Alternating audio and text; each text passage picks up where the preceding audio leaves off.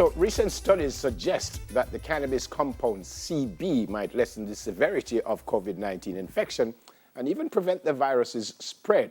Here to weigh in on this is consultant, physician and biomedical researcher, Professor Errol Morrison. Professor, welcome to Smile Jamaica, sir. How are you? Good, man. Good to see you, sir. Just to get something out of the way, even though I kind of said what it is already, this is not about smoking weed. So it's not the smoking part can help you, or is it? Well, that could contribute, but it's really the oral preparation that has been tested to date. Okay. And what have we found out? All right. These are a group of researchers up in the US, in Oregon State University.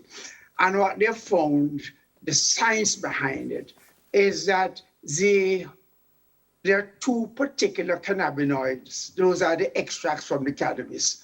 One called CBD and the other called CBG, cannabigerol and cannabidiol. The acid extracts from them have been found to be binding to this COVID spike protein. That is a little protein that attaches to the cells and so allows the virus to infect it. What is happening is it attaches to this spike protein and blocks it, right? Blocks the virus from entering the cell.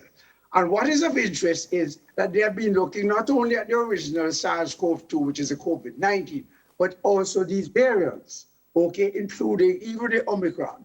So, it seems to have a potential there. Early days yet, but still exciting to think that here is yet another ammunition, that could probably be used in conjunction with, and I emphasize that, the vaccines and the other protocols to contain the whole viral spread.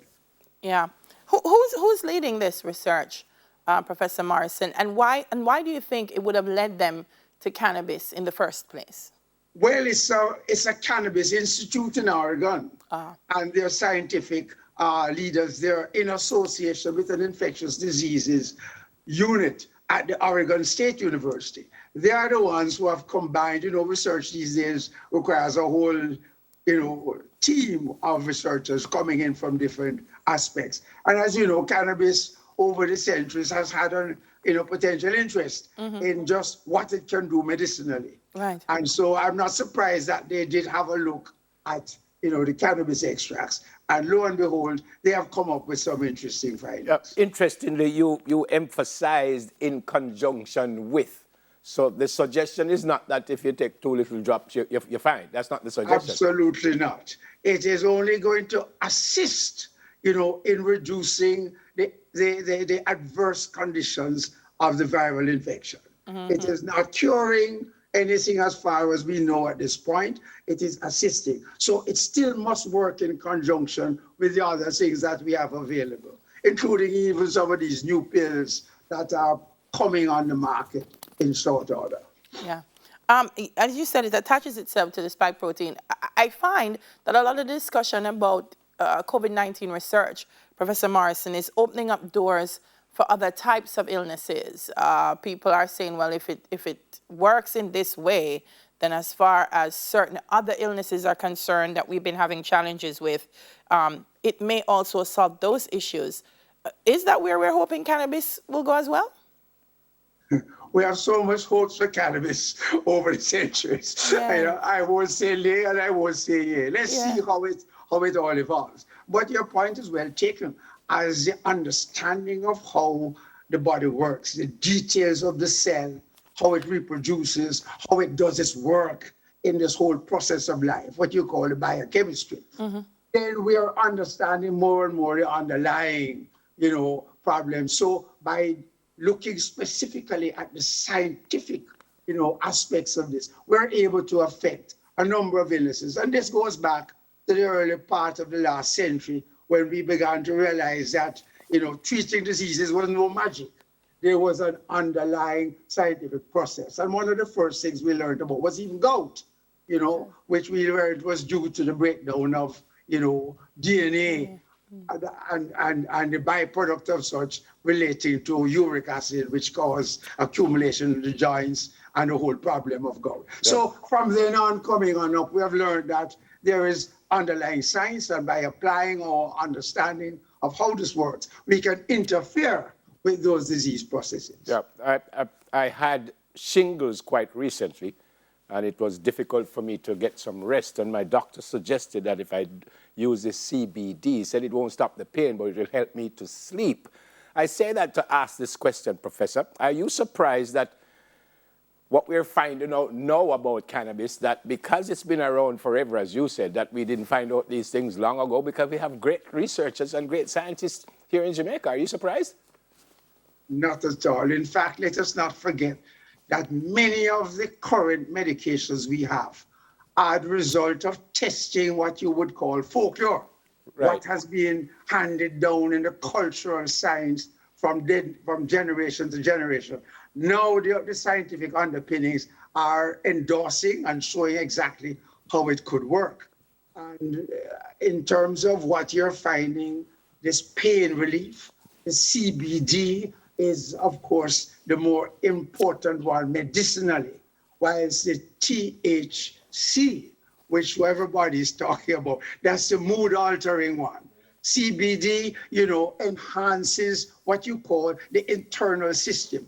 What we haven't understood fully, that since the early 20th century, when we discovered the cannabinoid extracts from cannabis, 40 years later, we found that the body has a similar set of substances that's doing its internal work. Wow. Controlling the nerve system, controlling inflammation.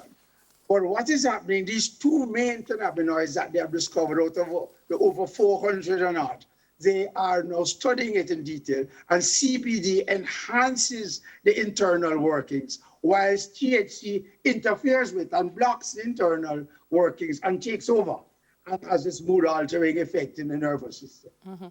Prof, this one's going to be a tough one. I don't know if you can respond, but man, Jamaica was the front runner in terms of cannabis advocacy and using herb and ganja. We still haven't managed to catch up with the rest of the world, even in terms of the vast earnings that can be had from the industry. Why are we? Delia, you have touched a nerve that causes much pain, which I don't think even cannabis can alleviate. No. From the 70s when Manly West opened up this thing, right, and showed that, cannabis extracts had some value, especially in treating high pressure in the eye, that you call glaucoma. Glaucoma. Yeah, Manly West, and his group did not get into the big time because Manly refused to expose the details of his formulations, etc., because of the earlier bad, experiences we had with a certain drug from the Ramgold roses, which is now used to treat cancers and so on. Yes. But coming to the cannabis story, these drops that Manly did are still languishing internationally. And the kind of support needed to have put Manly's work into the big time was just not coming. And this is where I feel the Jamaican government has failed science, because until you are prepared to support these innovations, because 99% of innovations, new introductions of products and so on, 99% of them fail to develop because of lack of funding.